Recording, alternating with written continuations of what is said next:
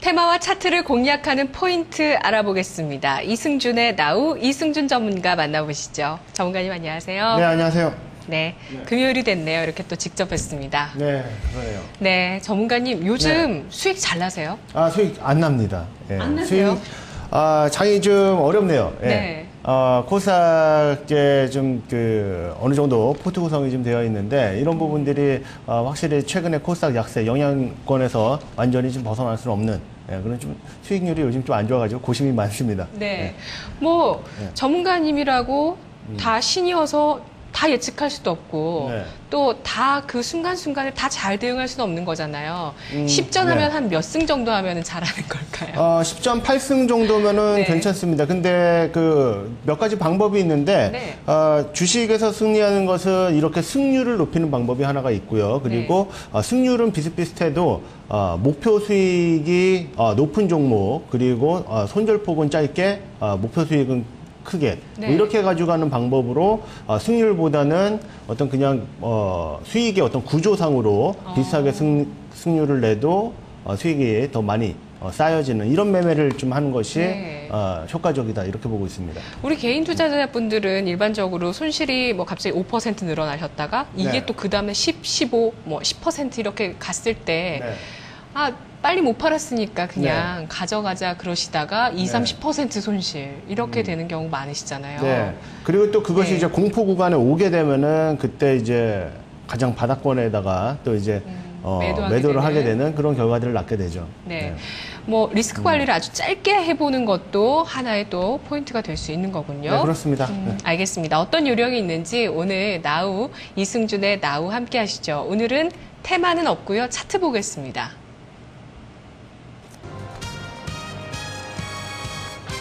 차트나우 지수 저점은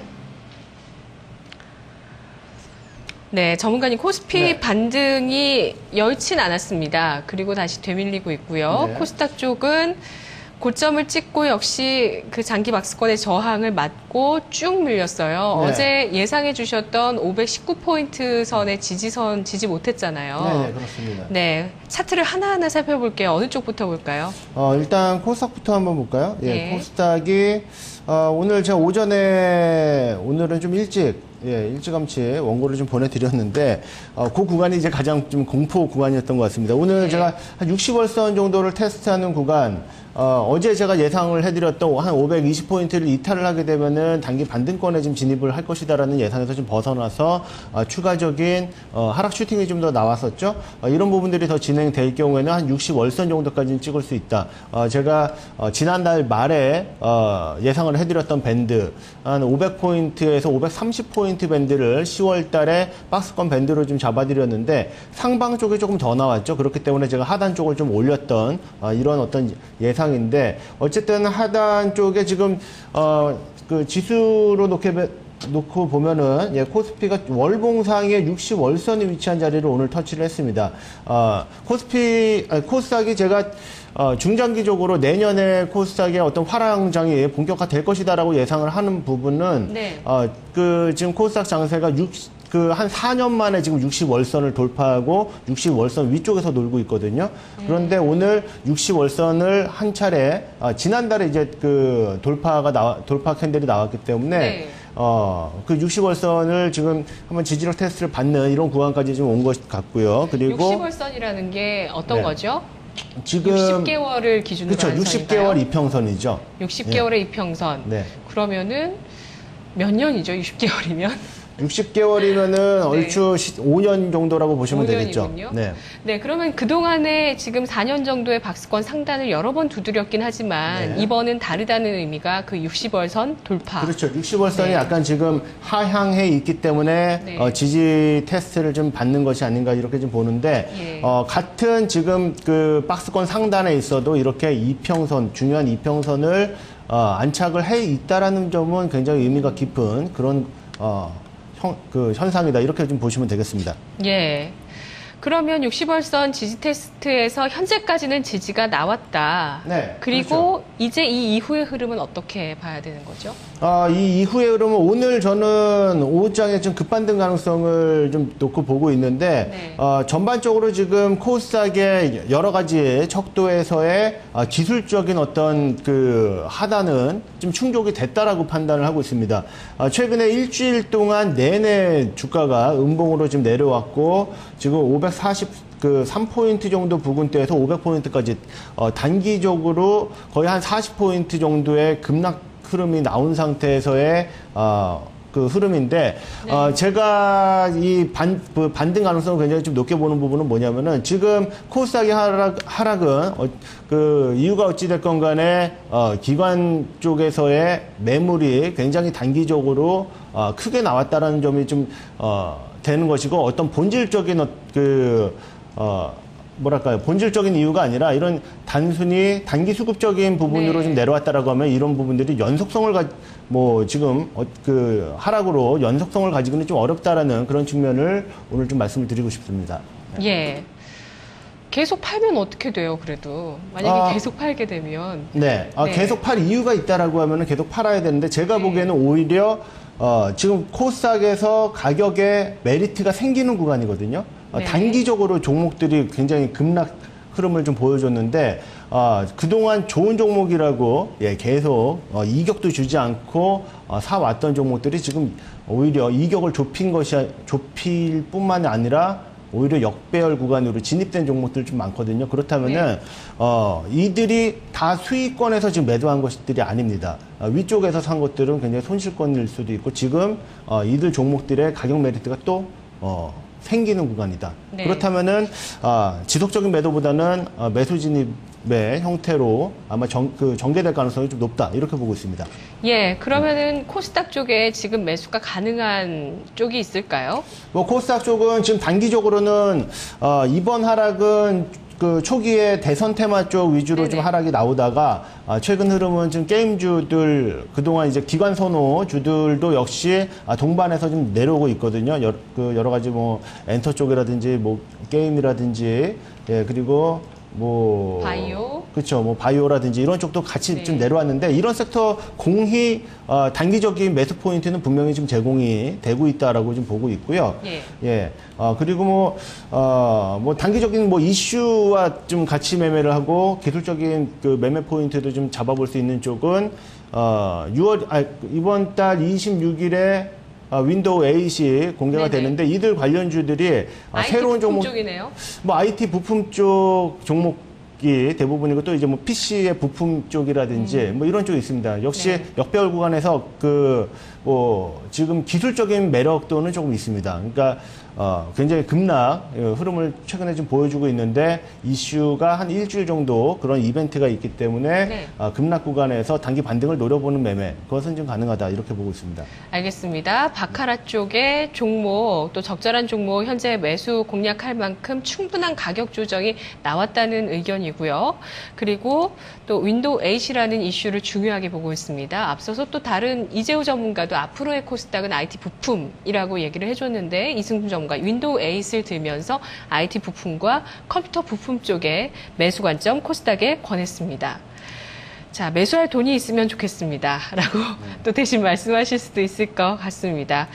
자, 그러면은 코스피 쪽으로 한번 가보도록 할게요. 코스피 같은 경우는 어떤 흐름을 지금 보이고 있는지 판단을 해주시죠. 네, 코스피는 이제 뭐 제가 최근에 예상을 해드렸죠. 그 1965포인트는 저항대다라고 말씀드렸고 5일선 아래쪽에서의 매수 대기하자라는 말씀을 최근에 드렸는데 역시 코스피도 비슷한 흐름을 보이고 있습니다. 단기적으로 지금 바닥권에서 바닥을 치고 나서 지금 올라온 측면이 지금 올라와서 맞은 구간이 기술적으로 어떤 위치냐면은 기준선에서 저항을 맞았거든요. 이렇게 네. 기준선에서 저항을 맞은 경우에는요, 바닥권에서 나온 바닥의 저점과 그리고 기준선을 돌파했었던 그 자리에 절반 정도 되돌림이 나오면은 일반적으로 요 구간대에서 바닥을 많이 만들어줍니다. 그것이 오늘 1942포인트 정도 부근대였고요.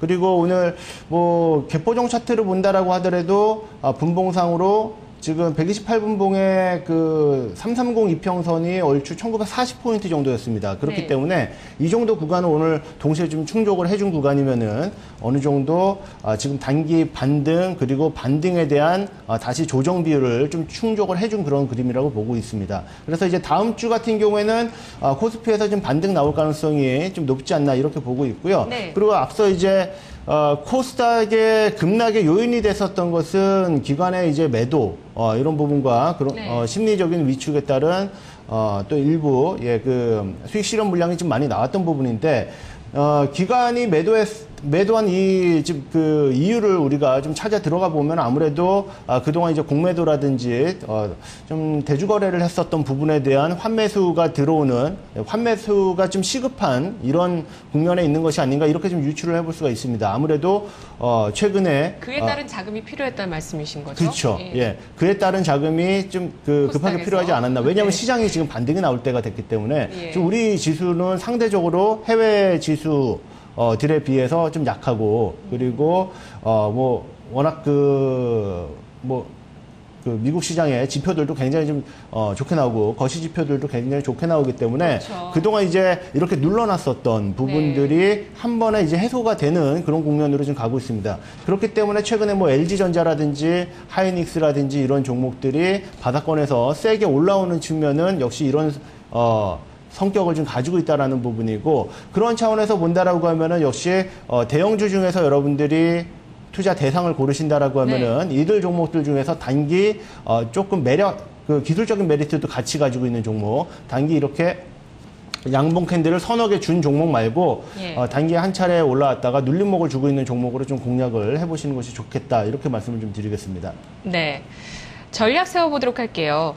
공매도와 대차장고 상위주 쪽에 접근을 하자 네. 말씀하셨는데 아까 기관 쪽에서 이런 종목들에 매수를 할 가능성이 높다. 외국인 쪽도 마찬가지인가요? 외국인 쪽은 오히려 좀 매도를 하고 있죠. 그러니까 보면은 LG전자라든지 뭐 하이닉스라든지 보면은 기관들이 매수에 들어가고 거기에다가 외국인들은 어느 정도 물량을 내주는 이런 형태로 지금 나오고 있는데 외국인들이 그동안 꾸준히 매수를 해왔던 측면이 있습니다. 이들 종목들의 좀 성격을 보게 되면은 뭐 그들 종목 중에서 좀 오늘 타이밍이 좋아 보이는 종목을 한 종목을 소개를 해드리자면은 네. 제가 봤을 때는 지금 대차장고 상위 종목 중에 4위에 올라와 있는 네. 지금 두산인프라코어 같은 종목들은 오늘 음봉권에서 이렇게 공략하시고 오늘 내일 정도 현재 가격 정도 부근대에서 공략하시는 것은 좀 좋은 네. 전략이 되지 않겠느냐 이렇게 보고 있습니다. 네. 대차장고 공매도 상위 종목 아까 10가지가 나갔었는데요. 이 가운데서 한 종목을 꼽아주셨네요. 두산인프라코어 그런 관점에서 접근을 하면 전략은 어떻게 세웁니까? 단기적인 전략으로 가야 되나요? 아무래도 단기적인 전략에 조금 가깝다라고 볼 수가 있는데요. 두산인프라코어 같은 경우에는 한 61선 정도가 다소 이제 걸리는 자리가 좀 되겠는데요. 아무래도 이제 18,000원 중반대 정도까지의 단기 흐름을 일단 단기 목표 가격으로 잡으시면 될 것 같습니다. 예, 두산인프라코어 추이 살펴볼게요. 전문가님 말씀 고맙습니다. 네, 고맙습니다. 이승준의 나우 오늘 차트 나우였습니다. 코스닥의 기술적인 조정 요건 충족이 됐기 때문에 오후장에 급반등 가능성 얘기하고 있고요. 코스피는 1940선에서 공매도가 많이 쌓여있는 종목 쪽에 눌림목 공략 가능하다고 합니다. 예를 들어 두산인프라코어 차트를 확인해 봤습니다.